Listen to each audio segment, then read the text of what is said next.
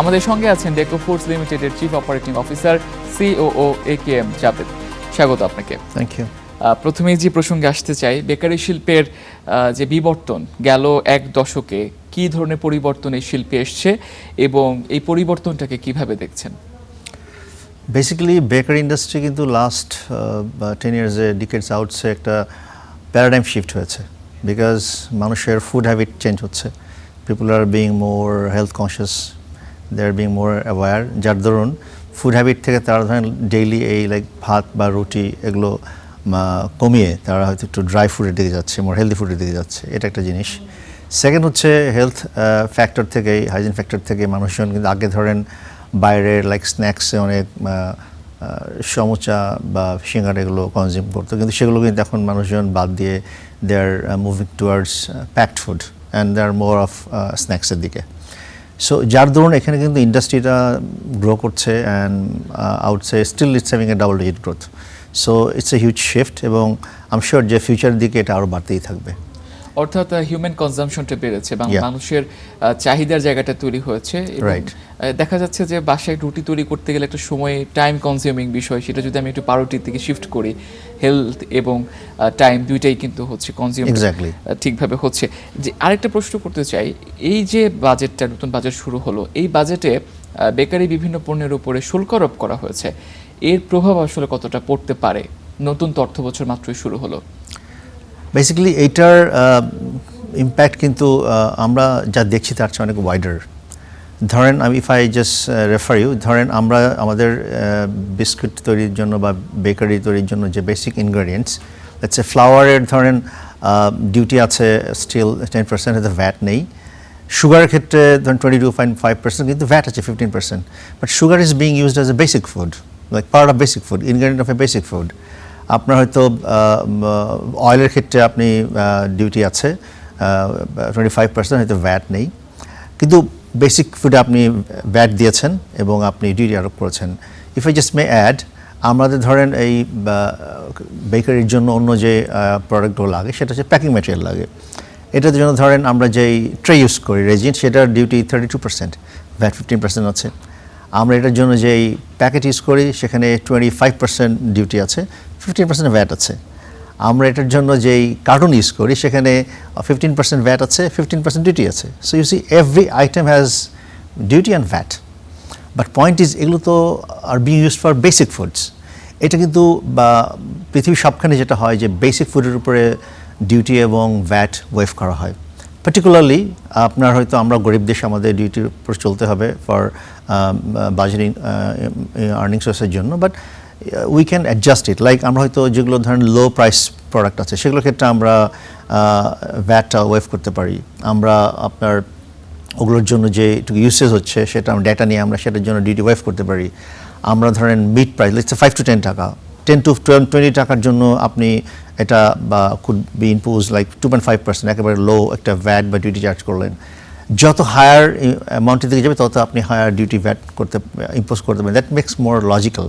তাহলে যারা এটা অ্যাফোর্ড করতে পারে তারা হয়তো ডিউটি ভ্যাট দিচ্ছে, যারা অ্যাফোর্ড করতে পারে না তারা এটা দিচ্ছে না। লেটস সে 5 to 20 টাকার যে প্যাক সাইজ, এটা কিন্তু বিং কনজিউমড বাই মোস্টলি একেবারে ধরুন রুরাল সেগমেন্টে আমাদের ডে লেবার্স আছে যারা ইকোনমিক্যালি চ্যালেঞ্জ, তাদের দ্বারা এটা কনজিউমড হয়। তো তাদের ক্ষেত্রে আমি যদি ডিউটি ভ্যাট ইম্পোজ করি, they can't bear it, because they can't even earn their livelihood every day. So এটা একটা আমার মনে হয় যে চ্যালেঞ্জ, এটা কাস্টমাইজ করা উচিত। ইয়েস, পোর্টফোলিও আপনার তো ভ্যাট বা ডিউটি টার্গেট ঠিকই অ্যাচিভ হবে। আপনি হায়ারে আরও হায়ার করে দেন, লোয়ারে আপনি জিরো করে দেন, পোর্টফোলিওতে you can achieve a target, you are not being loser. But এই জায়গায় we got to be creative. আমরা একেবারে ওই ট্রেডিশনাল কনভেনশনাল বাবা দাদার আমলে দেখেছি ওইভাবে চলছি, that can't happen. We got be more creative in this prospect. আপনি দেখেন আমাদের দেশের ইলেকট্রিসিটির চার্জ বেড়েছে 7%, গ্যাসের চার্জ বেড়েছে 10%। আমাদের ফাইন্যান্সিং কস্ট ছিল আগে যেটা 9%, উইচ হ্যাজ হিট টু 13.5%। আমাদের ওয়েজেস 9% বাড়াতে হয়েছে। ট্রেড ভ্যাট যেটা ছিল 5%, উইচ হ্যাজ গন টু 7.5%। তো এই যে প্রত্যেকটা ক্ষেত্রে বেড়েছে। মাই পয়েন্ট ইজ, আমরা ততটুকু বাড়াবো যতটুকু পাবলিক অ্যাফোর্ড করতে পারে। Government is working for public, isn't it? So তারা যেটা করতে পারে অ্যাফোর্ড, সেটাই আমাদের করতে হবে। আমি যেটা করতে পারি না সেটা করলে তো ইট will be some kind of burden on them. এবং আপনি লাক্সারির উপর বাড়িয়ে দেন, অসুবিধা নেই, বাট আপনি বেসিকের উপর কমিয়ে দেন। কিন্তু আমরা we just can't consider all the categories on the same parameter. We got to be more logical and creative on this. আপনার কথা থেকে একটা প্রশ্ন করতে চাই, আপনি মজুরি বৃদ্ধির কথা বলছিলেন এবং গ্যাস বিদ্যুতের যে খরচটা বেড়ে গিয়েছে সেটার কথা বলছিলেন। তো এখন উৎপাদন তো আপনাকে করতেই হবে এবং উৎপাদন করার জন্য একদিকে ইনফ্লেশন রেট অনেক বেশি হাই, যে কারণে আপনাকে ওয়েজেসটা বাড়াতে হচ্ছে, মজুরি বাড়াতে হচ্ছে, এবং পাশাপাশি আপনার উৎপাদন খরচটাও যখন বেড়ে যাচ্ছে, এন্ড অফ দ্য ডে আপনাদের প্রফিটের উপরে কী ধরনের প্রভাব পড়ছে বা এই খাত কতটা ক্ষতিগ্রস্ত হচ্ছে? Look, business is not charity, and কিন্তু আমাদের এখন আসলে সিচুয়েশন যেরকম হয়েছে, we are doing a charity business, it's kind of A philanthropic business, because we don't make much profit. কিন্তু আমরা দেখেন, যেহেতু এটা ফুড ক্যাটেগরি, আমরা কোয়ালিটিতে কম্প্রোমাইজ করতে পারবো না, অ্যাটলিস্ট ডেকো ডাজেন্ট ডু, অন্যরা হয়তো অনেকে করে, অনেকে করে না, কিন্তু আমরা এটা করি না। সো আমি কোয়ালিটি মেনটেন করতে গেলে my cost will go high, there is no doubt, এবং এদিক থেকে আমার এক্সপেন্স বেড়েছে। So bottom line profit is কমেছে। তো হচ্ছে কি যে আমার জন্য এটা হয়ে গেছে philanthropic business, kind of my charity business. So আমার যদি if I don't make profit, how will I be attractive, how will I be more encouraged, how will be more motivated to invest more? সেটাতে আমি I lose this, isn't it? So যেটা হবে, যেরকম হলে দিনে দিনে ধরুন দেখবেন যে মানুষজন এটার প্রতি আর অ্যাট্রাক্টেড হচ্ছে না, ইন্ডাস্ট্রিতে এক্সপ্যানশন হচ্ছে না, এবং ইন্ডাস্ট্রিটা আর এক্সপ্যান্ড করছে না, শ্রিঙ্ক করছে। So which will be very bad for the country, very bad for the economy. As a consumer একটা প্রশ্ন করতে চাই, গত কয়েক বছর আগেও যে পাউরুটির প্যাকেট আমি 45 টাকা দিয়ে কিনতাম, সেটা কিনতে এখন আমাকে প্রায় 80 টাকার মতো কিনতে হচ্ছে। তো যখন দেখা যাচ্ছে যে আমি একই প্রোডাক্ট, আমার দাম প্রায় দ্বিগুণের কাছাকাছি হয়ে যাচ্ছে, তখন অ্যাজ এ কনজিউমার আমি ওই প্রোডাক্ট থেকে শিফট করবো কিনা, এতে আপনাদের বিজনেসের উপরে কোনো প্রভাব লক্ষ্য করছেন কিনা এই মুহূর্তে? ডেফিনেটলি করছি। ধরেন, first of all you will look for an alternative, যে কিছু আছে কিনা। From hygiene point of view, maybe you won't shift from the product, but you'll reduce your consumption. আপনি 3টা জায়গায় 2টো খাবেন এখন। যারা ইকোনমিক্যালি চ্যালেঞ্জ, তারা সেটাই করছে। সো আমার কনজামশন কমে যাচ্ছে। এই ইন্ডাস্ট্রির যেখানে গ্রোথ রেট একটা সময় 16% ছিল, which has gone down 8%, it is become half. Why? Because এই ইকোনমিক্যালি চ্যালেঞ্জের কারণে কিন্তু তারা প্রাইসের জন্য তারা তাদের কনজামশন কমিয়ে দিয়েছে।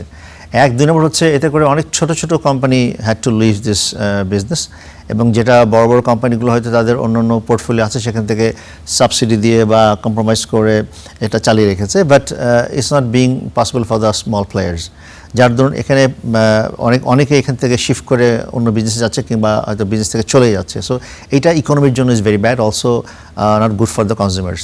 দে are compromising with their consumptions. যদি একটু এখন গুণগত মানের দিকে আসি, বেকারি পণ্য সবার একটা আস্থার জায়গা থাকে যে আমি ফ্রেশ খাবারটা বেকারি থেকে পাবো। সম্প্রতি আমরা বিভিন্ন নিউজও দেখেছি, আমরাও নিউজ করেছি, বিভিন্ন ছোট ছোট প্রতিষ্ঠান খুবই রাসায়নিক, ক্ষতিকারক রাসায়নিক তারা ব্যবহার করছে এবং খেতে টেস্ট লাগছে, যে কারণে মানুষ কিন্তু সেই প্রোডাক্টটা কনজিউমও করছে। তো এই প্রোডাক্টগুলোর বা বেকারি পণ্যগুলোর গুণগত মান বজায় রাখার জন্য আসলে কী ধরনের পদক্ষেপ আপনাদের পক্ষ থেকে নেওয়া উচিত এবং সরকারের পক্ষ থেকে কী ধরনের পদক্ষেপ নেওয়া উচিত?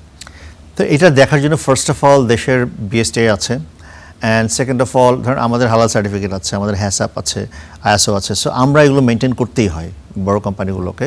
অনেক বড় কোম্পানি হয়তো আছে, অনেক হয়তো নেই, বাট আমাদের এটা আছে, আমাদের করতেই হবে। We just can't escape it. So এইটার government should impose more restrictions on, or out say more strong monitoring, যে আসলে যেটা আছে সেটা মেনটেন হচ্ছে কিনা through BSTI or through other authorities, যে এটা করছে কিনা। এবং companies should also be very responsible, because আমি অ্যাটলিস্ট ফুড আইটেমের ক্ষেত্রে উই শুডন্ট ডু ইট। আমাদের কোম্পানি পলিসি হচ্ছে, আমার চেয়ারম্যান শাহাদাত হোসেন বলেছেন যে আমরা যেটা খাবো না সেটা আমরা বেচবো না। সো আমাদের যেটা বানাচ্ছি সেটা আমার চিলড্রেন কনজিউম করছে। So we are just bound to maintain this. এরকম যদি বড় কোম্পানিগুলো সবাই যদি মেনটেন করে, তাহলে কোয়ালিটিটা মেনটেন হবে। অ্যান্ড যারা করতে চায় না, তাদের জন্য government has to monitor it strongly through BSTI, অন্য যারা অথরিটি আছে তাদেরকে তো করতে হবে এটা। Otherwise it will be very difficult to maintain. পরিবর্তনটা নিজের ঘর থেকে হওয়া উচিত। আরেকটা প্রশ্ন করতে চাই, আমরা সাম্প্রতিক সময় যেটা দেখছি যে গত কয়েক বছরের মধ্যে পাড়া মহল্লায় অনেক অনেক লাইভ বেকারি হয়ে গিয়েছে। দেখা যাচ্ছে 1-2 সড়ক পরপরই কয়েকটা করে লাইভ বেকারি। এখন বেশিরভাগ মানুষই দেখছে চোখের সামনে আমার ব্রেড তৈরি হচ্ছে, চোখের সামনে আমার বাটার বান তৈরি হচ্ছে, তো আমি এখান থেকেই কনজিউম করব। তো ওই মানদণ্ডটা কি আসলে মেনটেন করা পসিবল হয় কি না এই ছোটো বেকারিগুলোতে? ফার্স্ট অফ অল, আমরা as a consumer we are not educated enough regarding the quality. What are the parameters of quality, এটা কিন্তু আমরা অ্যাওয়্যার না, কনসিয়াস না। ওই এডুকেশনটা আমাদেরকে অ্যাওয়ার্ড করা হয়নি।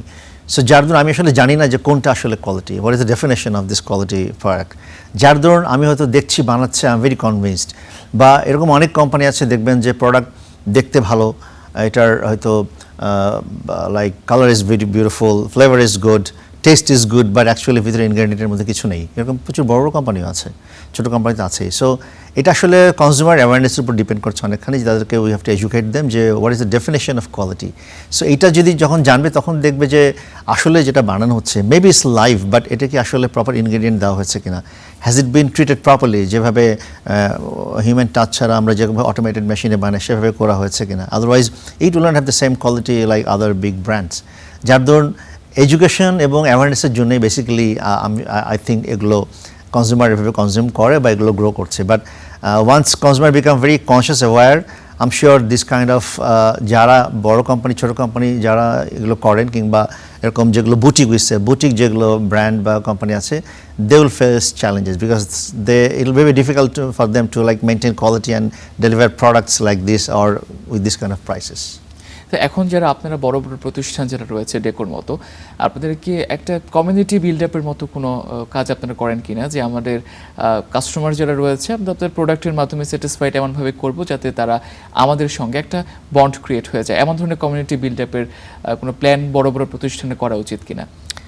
Definitely we have, but not active like as it should be. But যার ধরুন কনজিউমার ধরেন অনেক ইন্ডাস্ট্রিতে দেশে বিদেশে, আমি আমেরিকাতে দেখেছি যে যেটা হয় যে নতুন যখন একটা ইন্ডাস্ট্রি বাংলাদেশে আসে তখন সেটা ক্যাটাগরি এডুকেশন হয়, এবং সেটা কিন্তু প্রত্যেকটা ব্র্যান্ড একটা কমন ফান্ড বিল্ড করে, সেখান থেকে একটা ক্যাটাগরি এডুকেশন হয়, ক্যাটাগরি অ্যাওয়ারনেস বিল্ড আপ হয় ফর এভরিবডিজ ইন্টারেস্ট। সেটা বাংলাদেশে তো আসলে হয় না, আমাদের ওরকম ইউনিটি নেই ফার্স্ট অফ অল, এবং হয়তো কাগজে কলমে আছে, প্র্যাকটিক্যালি নেই, এরকম অ্যাক্টিভ না। সো এরকম ডেফিনেটলি আমরা যদি এরকম যারা আমরা প্যাকড ফুড করছি, যারা এরকম কোয়ালিটি মেনটেন করি, তা আমরা যদি একটা কমন এরকম ফান্ড করে যদি ক্যাটাগরি এডুকেশন করতে পারি কনজিউমারদেরকে, I am sure it is gonna work, they will be more conscious, they aware, এবং এতে করে আমাদের বিজনেসটাই বাড়বে, হয়তো যারা এগুলো মেনটেন করছেন তাদেরগুলো হয়তো কমবে। Building A trust, building a community, যেটা আমরা বাইরের বিভিন্ন উন্নত দেশে আমরা লক্ষ্য করি যে এক একটা প্রতিষ্ঠান এক একটা কমিউনিটি তারা তৈরি করে ফেলে, এবং দে হ্যাভ টার্গেট কাস্টমার্স, এবং তারা সেটা রিপিটেডলি প্রতিষ্ঠানের উপর এমনভাবে নির্ভরশীল হয়ে যায় যে তারা সেটা কনজিউম করে। আরেকটা বিষয় আসতে চাই, বাংলাদেশে তো বলা যায় বিগত লাস্ট কয়েক দশকে অনেকগুলোই বড় বড় প্রতিষ্ঠান এই মার্কেটে এসছে। এই বড় বড় প্রতিষ্ঠানগুলোর মধ্যে আসলে প্রতিযোগিতায় টিকে থাকা বা অতিরিক্ত লাভ করার জন্য কোনো অস্বাস্থ্যকর প্রতিযোগিতা আপনারা লক্ষ্য করেন কিনা, যেটা আসলে করলে সেই খাদ্যপণ্যটার জন্য মান নিয়ন্ত্রণ করাটা একটু কঠিন হয়ে দাঁড়ায়, এমন কোনো সিচুয়েশন তৈরি হয় কিনা? এটা হয়েছে, I don't want to name them. অনেক বড় প্লেয়ারও আছে যারা ধরেন কাগজে কলমে আছে, বাট সেগুলো বাস্তবে মেনটেন করছে না, বাট এইটা একটা আছে। বাট আমাদের ক্ষেত্রে যেটা আমরা উই ক্যানট ডু, বিকজ আমাদের যেহেতু অন্য মানে এজ এ গ্রুপ আমাদের we are very big in garments, we are very big in accessories, we have lifestyle like Curious. So food is one of our SBUs, so it's not only our business, so we can afford any compromise in quality. হয়তো অনেকে সেটা কারো soul business, এটা সেটা করতে পারে না, afford করতে পারে না, তারা এটা করে ফেলে, ইনফ্যাক্ট করে ফেলে, যেরকম কম্প্রোমাইজ করে ফেলে কোয়ালিটিতে, এবং সেটা হয়তো যখন ধরা পড়ছে তখন তারা হয়তো they are taking measure, otherwise they don't maintain it. এরকম বড় প্লেয়ারও আছে, ছোট প্লেয়ারদের মধ্যে প্রবণতাটা বেশি, আই এম শিওর। আপনি বলছিলেন যে প্রতিষ্ঠানগুলোর যারা বড় বড় প্রতিষ্ঠান তাদের বিএসটি অনুমোদন রয়েছে, হালাল সার্টিফিকেশন রয়েছে, সেটা তো তারা যখন দেখা যায় একটা পণ্য বাজারে আনার আগে সেই সার্টিফিকেশনগুলো তারা ক্লিয়ারেন্স নিয়ে প্রোডাক্টটা লঞ্চ করছে। এখন সেটা 6 মাস পর বা 1 বছর পর বা 5 বছর পর সেই কোয়ালিটিটা মেনটেন হচ্ছে কিনা, এটা নিশ্চয়তা কিভাবে করা যায়? BST license you have to renew every year. So হ্যাসাব সার্টিফিকেট যেটা বলেন আপনি, আইএসও যেটা বলেন, এগুলো আপনাকে সার্টেন টাইম ফ্রেমের পর পর এগুলো রিনিউ করতে হয়। So they have a vast and very rigorous inspection, and only then if you pass, only then they renew it, otherwise they don't. So এটা আলটিমেটলি থাকলো, এটা প্রতি ওই টাইম ফ্রেমের পর এটা চেক হচ্ছে যে আপনি প্রসেস মেনটেন করছেন কিনা। বাট থিং ইজ, একটা হচ্ছে রিলিজিয়াসলি আমি নিজে থেকে করি, no matter someone checks me or not. একটা হচ্ছে যে আমি লাইক করার জন্য করব, যখন অথরিটি আসবে তখন করব, পরেটা করব না। So that's difference. সো এইটা যারা বড় কোম্পানি, যাদের এথিক্যাল কোম্পানি, যারা ভ্যালু ড্রিভেন কোম্পানি, তারা কিন্তু they don't wait for any authority to come and like monitor them to maintain the quality, like us, we don't. আমার ফ্যাক্টরিতে তো কে যাচ্ছে না যাচ্ছে doesn't matter, I have my quality measures KPI, they have to maintain it, otherwise it will be fast, I will not sell it. তো এটা বড় কোম্পানিরা সবাই যদি এভাবে করে তাহলে ডেফিনেটলি কোয়ালিটির ক্ষেত্রে আসলে নো ম্যাটার যে কে গার্ড দিচ্ছে, কে মনিটর করছে বা করছে না, they will maintain the quality. একটা শেষ প্রশ্ন করতে চাই, এই যে বেকারি শিল্পের বিকাশে সরকারের পক্ষ থেকে কোনো ধরনের নতুন ধরনের উদ্যোগ নেওয়ার প্রয়োজন বোধ করছেন কিনা, বা যেটা হলে এই খাতটা টিকে থাকবে বা এই খাতটা সামনের দিনে আরও বেশি বিকশিত হবে? ফার্স্ট অফ অল যেগুলো ধরেন বেসিক, আমি যেটা বলেছি এখন কিন্তু আসলে বেকারি বা স্ন্যাক্স কিন্তু আর এটা ইম্পালস নেই, এটা কিন্তু আই মিন এটা আর এটা ইট has become like essential commodity. Like I said যে ব্রেকফাস্টে মানুষজন কিন্তু টাইম এবং ভ্যালু চিন্তা করে ব্রেড খেয়ে ফেলছে বা বিস্কুট খেয়ে ফেলছে, ভাত রুটি দিকে যাচ্ছে না। Same happens in lunch, in dinners, তারা নুডলস খাচ্ছে, তারা পাস্তা খাচ্ছে। Why? Because of this time value and the I mean সময়ের কথা চিন্তা করে। So it has become a lifestyle product, it's a basic product, no more essential, এটা একটা কোনো মানে এটা কোনো ইম্পালস কমোডিটি নেই। সো যার ধরুন এটার মধ্যে যে আপনার বেসিক কমোডিটি আছে, এটার মধ্যে যে আপনার ডিউটি আছে সেটা আপনার কনসিডার করতে হবে। লাইক আদার কান্ট্রিজ আপনি লাক্সারিতে বাড়িয়ে দেন, অসুবিধা নেই। এটার ভ্যাট আছে সেটা আপনি কনসিডার করতে হবে, লাক্সারিতে বাড়িয়ে দেন। বিকজ গভর্নমেন্টের আসলে ভ্যাট ইনকাম দরকার, otherwise how will they run, how will give a service. Second হচ্ছে এইটার ক্ষেত্রে এই স্ট্রাকচারটা কাস্টমাইজ করতে হবে, you got be creative and customize. Like যেটা বলেছি, লো ভ্যালুগুলোতে আপনি ভ্যাট কমিয়ে অফ করে দেন, ওয়েভ করে দেন, হায়ারগুলোতে বাড়িয়ে দেন, বাড়িয়ে দিয়ে আপনি পোর্টফোলিও ভ্যাট টার্গেট ঠিক রাখেন, সেটা অ্যাচিভ হবে। কিন্তু আপনি নিচের দিকে আপনি ওয়েভ করেন, উপরের দিকে বাড়িয়ে দেন, সো দ্যাট যারা economically challenge they have comfortable for consumption in terms of price and value, এবং উপরের দিকে যারা তারা অ্যাফোর্ড করতে পারে তাদের কাছে এটা ব্যারিয়ার লাগবে না। এই দুটো কাজ যদি করে, এবং দেখেন আমাদের যেই এটা এখন ট্যারিফের মধ্যে আছে 5 থেকে 7.5 হয়ে গেল, এটা বেড়ে গেছে। সো এইটা যদি বেসিক ফুডের ক্ষেত্রে যদি এগুলো বাড়িয়ে দেওয়া হয় তাহলে তো প্রাইস বাড়বে। প্রাইস বাড়লে কী হবে, আমরা কোয়ালিটি যেহেতু কম্প্রোমাইজ করতে পারবো না, প্রফিট কমবে। আই উইল নট বিকাম মানে I will remain motivated, so I lose attraction, আমি এক্সপ্যানশনে যাব না, I might switch the industry. তাহলে ফিউচারে ইন্ডাস্ট্রি শিফট করছে এইদিকে, আবার সেখান থেকে আমি প্লেয়ার চলে যাচ্ছি অন্য ইন্ডাস্ট্রিতে। So the industry will be suffering and people will suffer, end of the day government will suffer, so, and people will actually blame government for everything because they serve them. So এটা চিন্তা করে যদি এই duty এবং ভ্যাটটাকে যদি একটু consider করা যায় ফর বেসিক ফুডস, অ্যান্ড যদি tax structure and duty structure যদি এটার জন্য ভ্যাট যদি এটাকে যদি ক্রিয়েটিভলি কাস্টমাইজ করা যায়, নিচের দিকে কমিয়ে উপর দিকে বাড়ানো যায়, আমাদের এই ইন্ডাস্ট্রিগুলোর জন্য ধরেন যেরকম ইলেকট্রিসিটি অন্যখানে বাড়িয়েছে 10%, গ্যাস 10%, এটা যদি কনসিডার করা যেতে পারে। আর এটার ক্ষেত্রে যে ট্যারিফ যেটা আছে 5 থেকে 7.5 হয়ে গেলো, সেটা যদি 5 কিংবা আরও কমতে পারে, এগুলো করলে তাহলে কী হবে, লাইক এটা end of the day everything will go to the consumer, they will enjoy it and they represent the government, isn't it? Government represent them, so government will be benefited because people will be benefited. So that's the end message of this. অর্থাৎ এই খাদ্যপণ্যের উপরে যদি সরকার একটা special consideration করে, Right. তাহলে সেই পণ্যটার যেরকম দাম কমে যাবে, সাধারণ মানুষ লাভবান হবে এবং এই খাতটাও সামনের দিকে এগিয়ে যাবে। Exactly. আপনাকে অসংখ্য ধন্যবাদ আজকে আমাদের Pleasure. সময় দেওয়ার জন্য। Pleasure. দর্শক, আজ আমরা বেকারি শিল্পের বাজেটের প্রভাব নিয়ে আলোচনা করছিলাম। আমাদের সঙ্গে ছিলেন ডেকো ফুডস লিমিটেডের chief operating officer COO AKM Javed.